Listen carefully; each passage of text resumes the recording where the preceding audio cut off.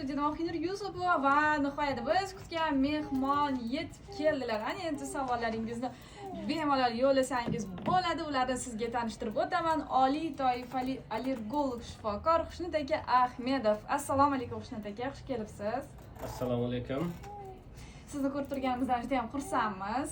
Rahmat. Doktor FM loyihasi aynan hidlanish dasturida ishga tushganiga hali ko'p bo'lmadi. Siz aynan bizning boshlovchiligimizdagi ikkinchi mehmonsiz va birinchi efirimiz kutganimizdan a'lo bo'lgan, ya'ni tinglovchilar juda ham ko'p qiziqishlar bildirgan. Aynan sizni kelishingiz mana shu mavsum uchun ayni muddao, chunki allergiya mana shu mavsumda yana ham ko'proq qo'zg'ab ketadi, shunaqami?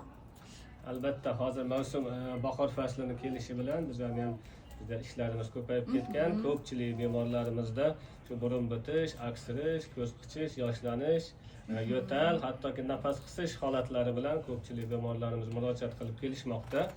Biz ularga qo'ldan kelguncha yordamimizni ayamayapmiz. Bemalol yana efirda ham savollar bo'lsa, bemalol yordam berishga tayyormiz. Azizlar, aynan allergiya bilan bog'liq savolingizni Telegram chatimizga yozib yo'llang.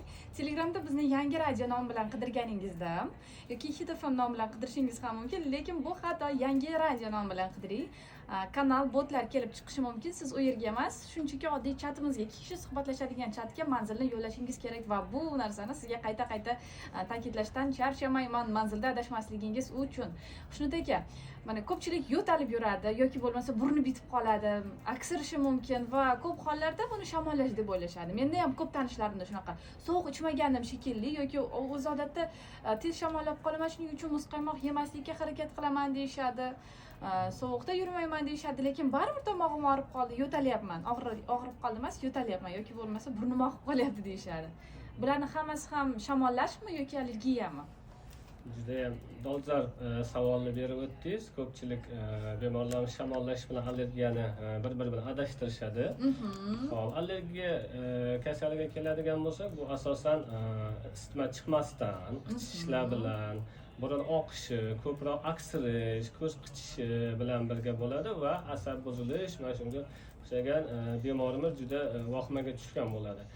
Shamollashda bo'ladigan bo'lsa, isitma ko'tarilishlar bilan, tomoqda og'riqlar, balg'amni yashil bo'lishi, lohaslik, bosh og'rig'i, ko'proq butun badanni qaqshab og'rishlari bu ko'proq shamollashga tegishli simptom hisoblanadi. Allergiyadagi yo'talda balg'am bo'ladimi yoki yo'qmi? Albatta, allergik yo'talda ham balg'am bo'lishi mumkin. Tomoq qichish bilan birgalikda kechadi va balg'amning rangi shaffof bo'ladi. Ya'ni sariq emas, yashil emas, shaffof bo'ladigan bo'lsa, bu ko'proq allergiyaga xos bo'ladi. Endi ko'pincha bemorlarimiz o'z allergiyasi bordi, yana muzli narsalar ichib qo'yishi yoki sovuqda qolib ketishi bilan birga shamollashish ham yuqtirib olishi mumkin. Bunaqa holatda ham allergiya, ham shamollash birga qo'shilib kelayotgan holatlar ham bo'lib turadi. Bunda allergolog shifokor ko'rib, kerakli tahlillarni qilib, sizda shamollash, ham allergiya birgalikda kelyapti deb, shunga qarab ikkalasini ham davolash bir maromda olib borish kerak. Xushnud aka, bir dugonam ham yosh onam, farzandi anchadan beri menimcha allergik bo'lsa kerak deb yo'talayotgan ekan va burni onda-sonda bitib qolar ekan va o'zidan-o'zi ochilib ketar ekan.